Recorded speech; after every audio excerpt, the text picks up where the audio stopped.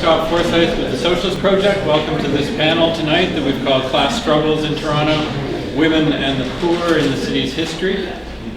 Joan Sangster teaches in the Department of Gender and Women's Studies at Trent. She's written articles and monographs on working women, the left, the labor movement, and Aboriginal women. Her most recent book, Transforming Labor, Women and Work in Postwar Canada. So we're going to begin with Joan. Thank you. Well, it's great to be here honoring Carol and Carl, whose work has done so much to challenge the inequalities of capitalism, but also lay out alternative modes of solidarity and organizing. Their work has touched on so many things. The trade union movement, sexism and gender inequality, racism, the nuclear industry, organizing. But I think one thing that sticks out for me is that their work also uncovers a hidden history. And that's partly what I want to key off today. They uncover the hidden history of labor and organizing, and I want to uncover another hidden history. So I'm going to talk, I've got my old glasses on, I'm going to talk about the suffrage movement and the socialists and labor women who were involved in suffrage, because they too, I think, represent a hidden history. And that's fairly apparent right now when there's a lot of discussion in the media about 100th anniversaries of winning the vote in the Prairie provinces and then Ontario and BC in 2017. Those anniversaries will come in 2018. We have to remember that those anniversaries only mark certain kinds of people getting the vote. It was white women, Aboriginal women, racialized women on the West Coast did not receive the vote for many years after. But amidst all this hoopla about winning the vote, there's also been discussions about whose face is going to go on our currency. You know, some great woman is going to be on our currency. And I think there's also an attempt to get statues at Queen's Park to commemorate the first two women MPPs. That's all good. I'm not against statues, but I think statues are definitely not enough. And part of the problem with much of this commemoration is that it tends to obscure women on the left and labor women who were also part of the suffrage movement.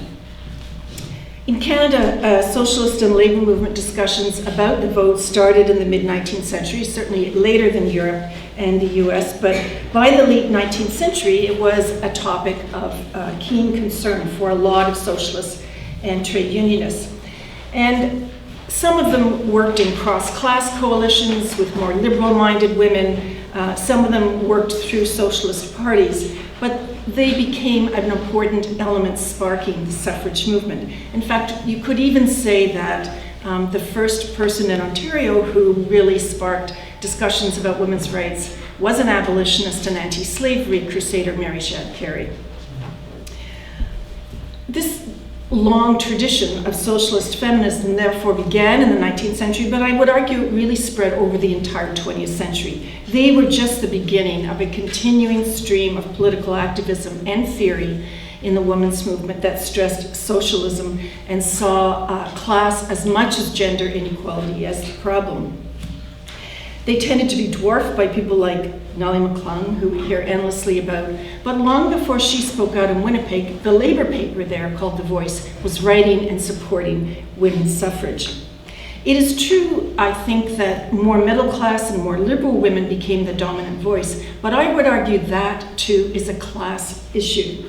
Their access to news coverage, their confidence, their social and professional networks were all very important in placing them at the center of the movement, at least in the mainstream media, by the turn of the century. But there was something else too, their time. In 1910, the largest group of working women in Canada were domestic servants.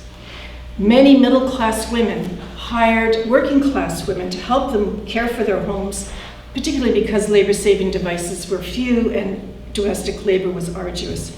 So in fact, middle-class women's ability to do this political work and they becoming the center of the movement, I would argue, was premised solidly on another woman doing their housework.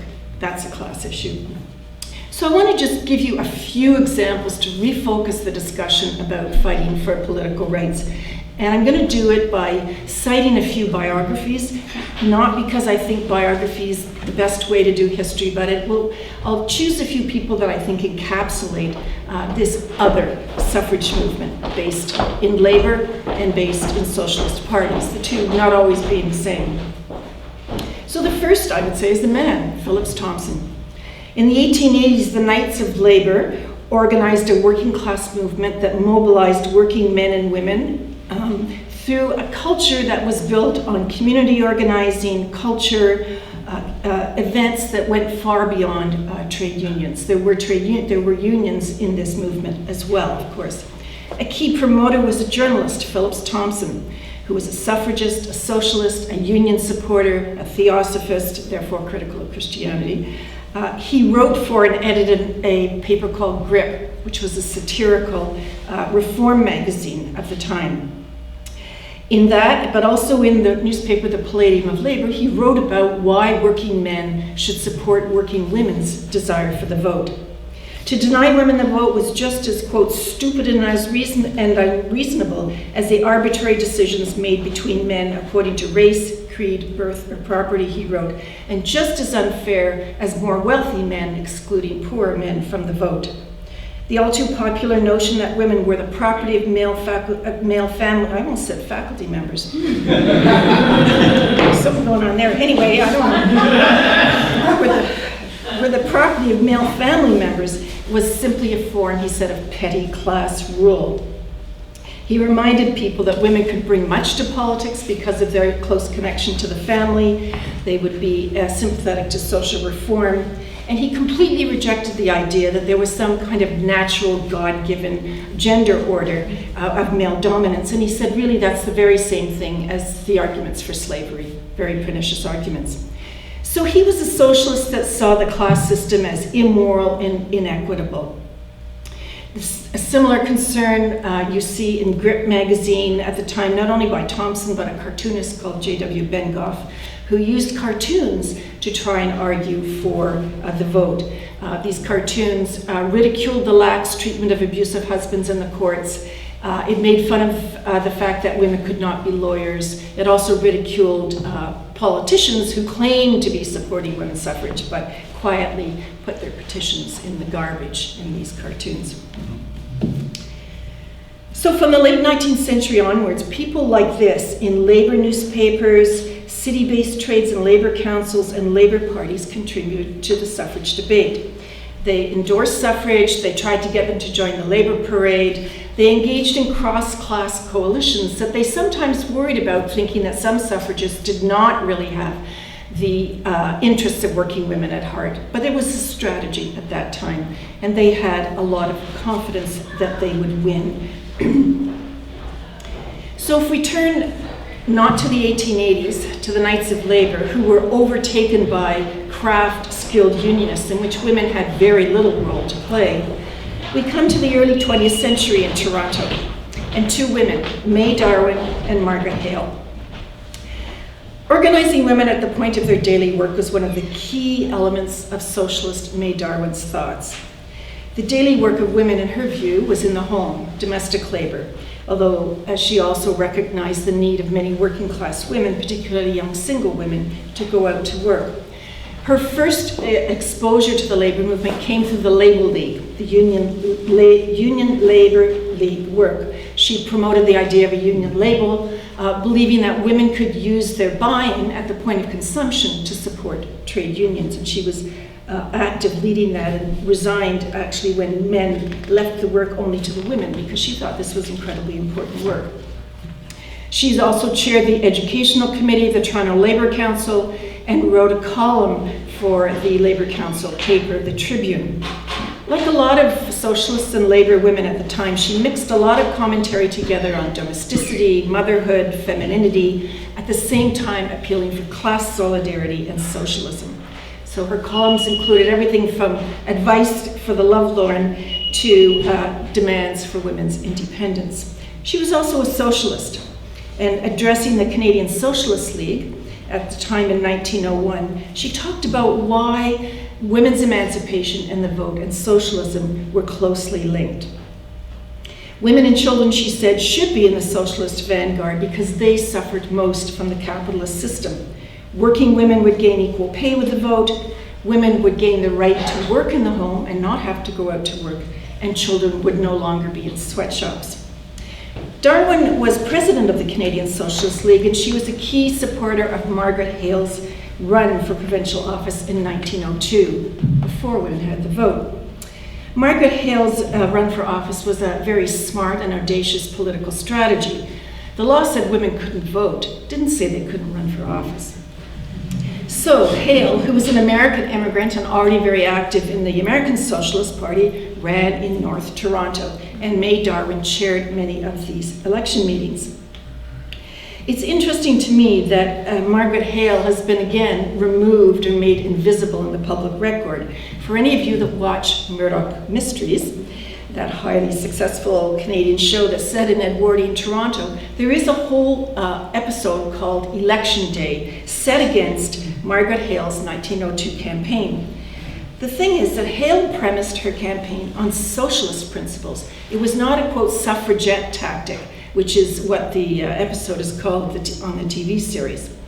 In fact, Hale's election speech, when it was covered in the newspaper, made very clear what her view was. Socialism is an international movement recognizing no dividing lines regarding color, creed, sex, or nationality, and the masses of the human race are disinherited because a small section of the people retain private ownership over the land and tools of production. It was the capitalist 1%, not the male percent, that she was really railing against. And yet she's completely written into this TV episode as a feminist and a, quote, suffragette before those actually ever existed. So to me, it's a good example of the way in which these socialist suffragists have just been written out of the record.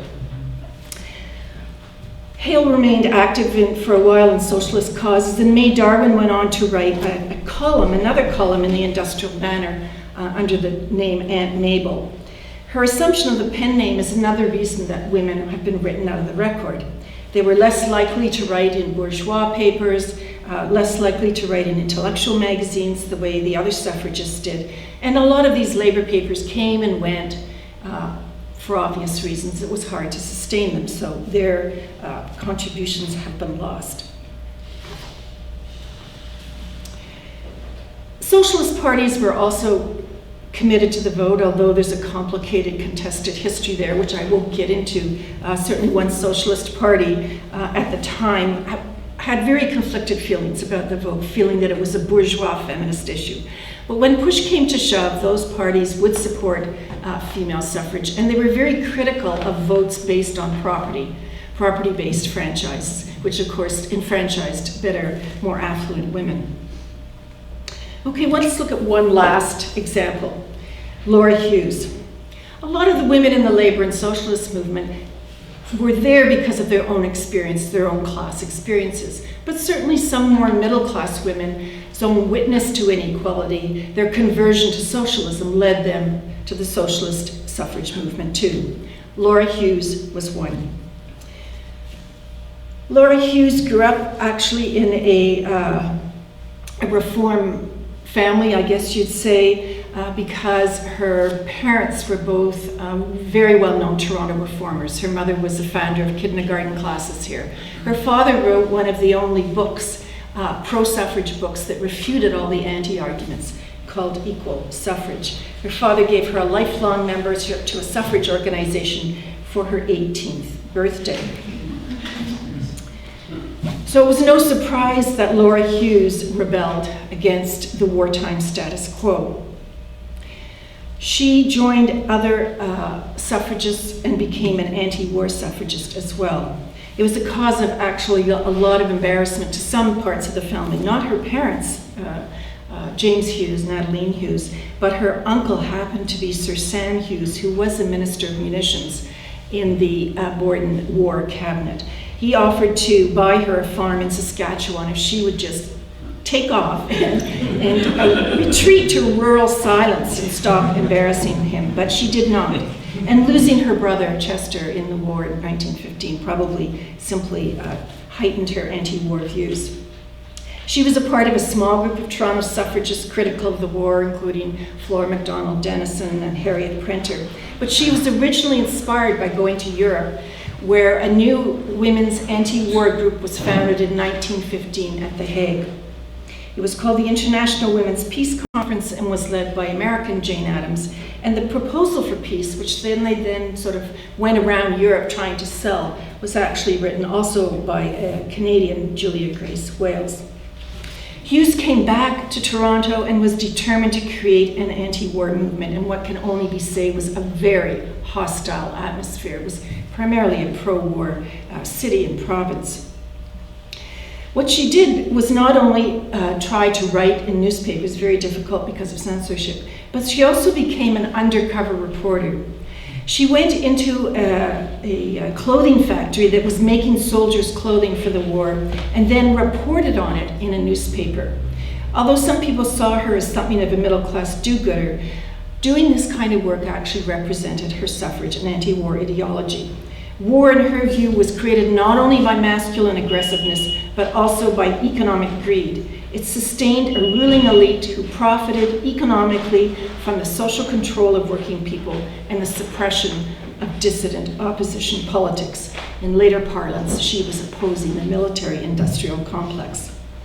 Her courageous anti-war work was extremely difficult in Toronto, and in the context of constant social denunciation, she did move to Chicago, where she married a conscientious objector and never returned, like one or two other pacifists during World War I. But she represents, I think, another interesting example of a socialist suffragist and anti-war suffragist who combined all of those ideas together. She wasn't the only suffragist whose ideas shifted during the First World War. Flora MacDonald Denison and Harriet Printer did too. And let me just close off with Harriet Printer. Harriet Printer, along with many liberal and conservative suffragists, marched in a massive parade in Washington in 1913. The Canadians went as a big contingent to the Washington parade. So she believed at one point in cross-class coalitions. But during the war, she turned away from these and towards socialism, writing in Canadian Forward, which was a socialist newspaper, and joining the Women's International League for Peaceful Freedom. At a Toronto anti-conscription meeting of 1,000 people, she took the stage to oppose military conscription, calling instead for conscription of wealth as a way to end the war. She also suggested that in the midst of a lot of discussion about bad foreigners and how would the foreigners vote, in other words, non-Anglo immigrants, she suggested that those who really needed to be monitored were the wealthy women, the patriotic pagans, she said, whose ideas were the true menace to society. She later formed a women's labor league in Toronto and stayed on the left. So these are really brief little portraits.